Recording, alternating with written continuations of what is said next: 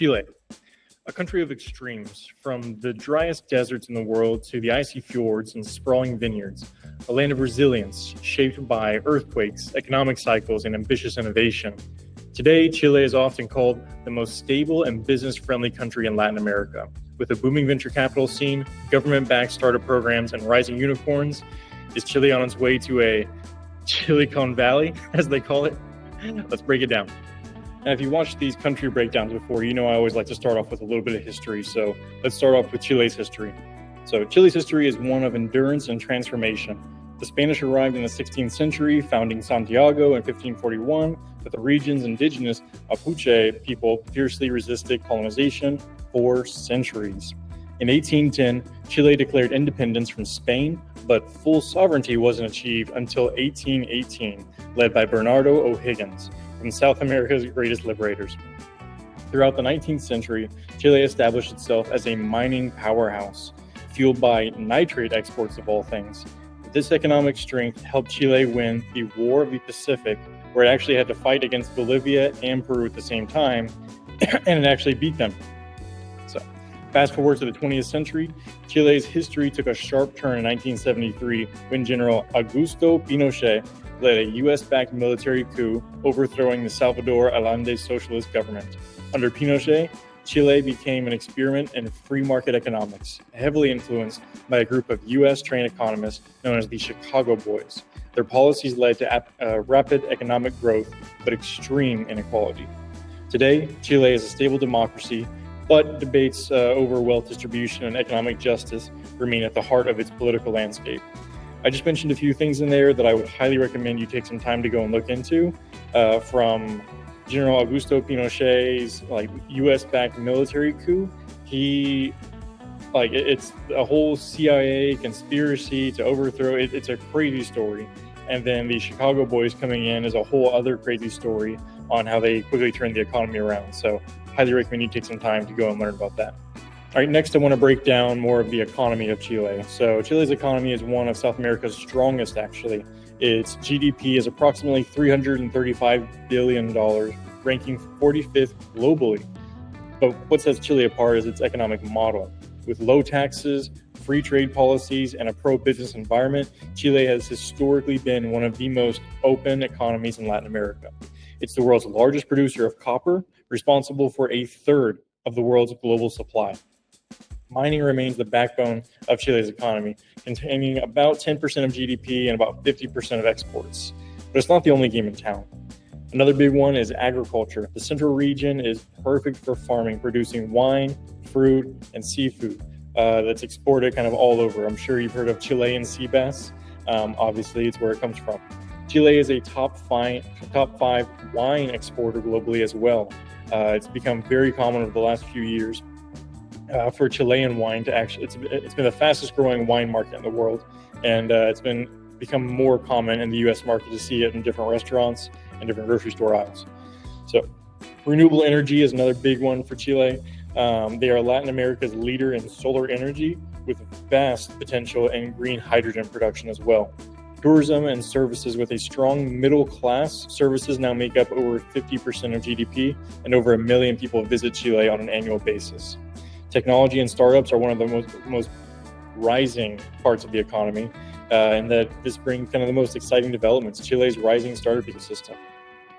Chile may be known for copper and wine today, but it's gaining global attention for tech startups and venture capital growth. So let's talk a little bit about Chile's startup and VC boom. So Chile's transformation into a startup powerhouse didn't happen kind of by accident. In fact, it was very intentional. It started with one government program that changed everything, Startup Chile. They launched it in 2010. Startup Chile was one of the first government-backed accelerators in the world. So it offered equity-free funding, mentorship, and one-year visas to attract entrepreneurs worldwide. Today, over 3,000 startups from 85 countries have passed through its programs, raising over $5.8 billion globally. So from 2010 to now, what is that, 15 years, they raised $5.8 billion with 3,000 startups from 85 countries. That's insane numbers. So Chile's pro-business climate and highly educated workforce made it the #2 startup ecosystem in South America, behind only Brazil. Highly recommend you check out Sao Paulo, Brazil. Great things happening there as well. But this is about Chile, so let's stay here. The country now attracts billions in venture capital funding. In 2021, VC investment in Chile hit $1.02 billion, growing 541% from 2020. Even in 2023, while global VC funding was slowing down, Chilean startups raised $898 million, holding steady. So while everything was slowing down, they were still rocking. The combination of government support, private VC funds, and international investors fueled Chile's most successful startups. All right, let's break that down just a little bit more. I want to talk about some of Chile's unicorns and some of the rising stars, in which, while I was doing my research for this, I found this word that I'm going to start using a lot more of, sunicorns. So they're not unicorns, but they're expected to be soon. So they're a sunicorn. So who are the biggest success stories out of Chile? The three that I've been able to find a lot of research on is CornerShop. They're Chile's first unicorn, a grocery delivery startup that was acquired by Uber for $3 billion. Initially, they made a big investment in them, and then they just ended up buying the whole thing. The next one is NotCo, the AI-powered food tech behind Not Milk and Not Burger. They're currently valued at $1.5 billion. And lastly, I want to talk about Betterfly, a fintech / insurance tech startup that's rewarding healthy habits. They're backed by SoftBank out of Japan, and they're valued at $1 billion. So those are their kind of top unicorns happening right now. We have several sunicorns I wanted to mention, but the pipeline doesn't stop with the unicorns. These unicorns are on their way up. I'm going to make sure I'm saying this right. Zeppelin, spelled Xepelin. They're a B2B fintech lender, raised Chile's largest ever VC round of $111 million. Book, the UK, a cloud-based HR software startup that's currently valued at $417 million. Fintual, a robo-advisor fintech managing $1 billion in assets right now. Global 66, a cross-border remittance fintech expanding across Latin America. And Hoam, a real estate prop tech digitizing the rental market. The diversity of these, from fintech to food tech, AI to logistics, shows that Chile's ecosystem is maturing rapidly. So what's next for Chile's startup scene? Chile's startup scene isn't about big names. It's about a system that really works. And let me give you a few reasons why. The first one is they have a very strong government support network. So they have programs like Startup Chile, Corpo funding, and Chile Global Angels that are providing seed capital and mentoring. And they have that kind of seed stage all the way up to Series A and B. And now you've got companies that are getting investments from SoftBank and raising hundreds of millions of dollars.